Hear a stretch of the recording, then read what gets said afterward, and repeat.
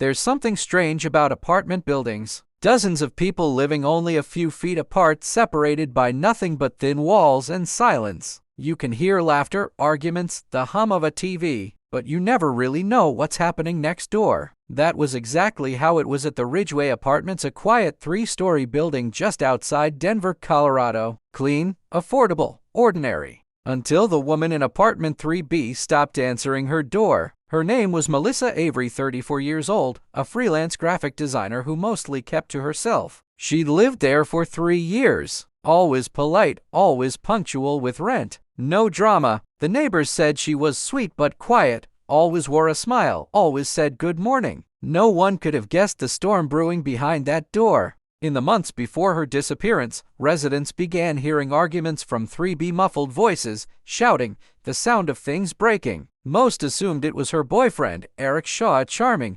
well-dressed salesman who had moved in with her that spring. At first, Eric seemed perfect. Handsome, successful, friendly with the neighbors. But soon, the mask began to slip. He started showing up at Melissa's work meetings, then checking her phone. The couple's fights became routine, always followed by silence, then laughter, then apologies. People told themselves it wasn't their business. Until one night, it became everyone's. It was a Saturday, the last weekend of July. A neighbor named Tina Lopez, who lived across the hall, heard a loud crash around 11:30 p.m. Then, a scream. A woman's voice, terrified. Tina froze, hand hovering over her phone. She wanted to call 911. But the next sound stopped her. A man's voice, calm, steady. It's okay, baby. Everything's fine. Then, silence. Tina didn't sleep that night. She waited for any sign of life, from 3B lights flicking on, the sound of footsteps, something. But there was nothing. By morning, Melissa's car was still in the lot. Her curtains still drawn. 3 days passed. Then the smell started. The building's maintenance worker, Ray, was the first to notice it, a heavy, metallic odor seeping through the hallway vents.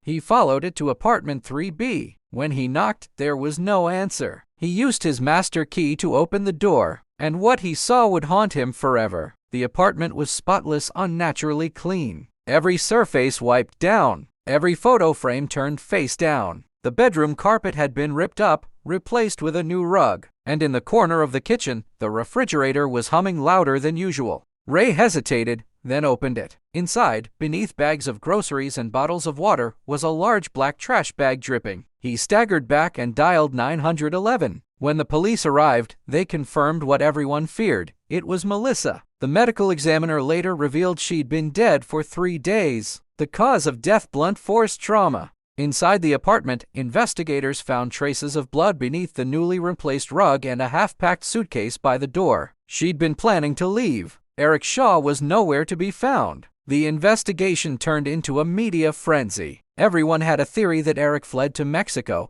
that he changed his identity, that someone helped him. The last confirmed sighting was at a gas station 2 hours away. He'd been driving Melissa's car. But then, a strange twist. 2 weeks later, the car was found abandoned near an overlook by the Rocky Mountains. Inside was a note handwritten. She said she'd never leave me again. Detectives weren't sure if it was a confession or a taunt. No body was found nearby, and for months, there were no leads. The Ridgeway Apartments tried to move on. Melissa's unit was sealed, then eventually renovated. A new tenant moved in, a young woman named Abby. For the first few weeks, things were fine. But one night, she called the front desk, whispering that she heard crying through the vent, a woman's voice, faint but unmistakable. Maintenance checked. Nothing. A few days later, she woke to find her bathroom mirror fogged up and words written in condensation. He's not gone. Police reopened the case. New DNA evidence confirmed what detectives had long suspected. Eric had been living under a false name in Idaho. When they finally tracked him down, he was staying in another woman's apartment. She said he'd been quiet and polite, just like before.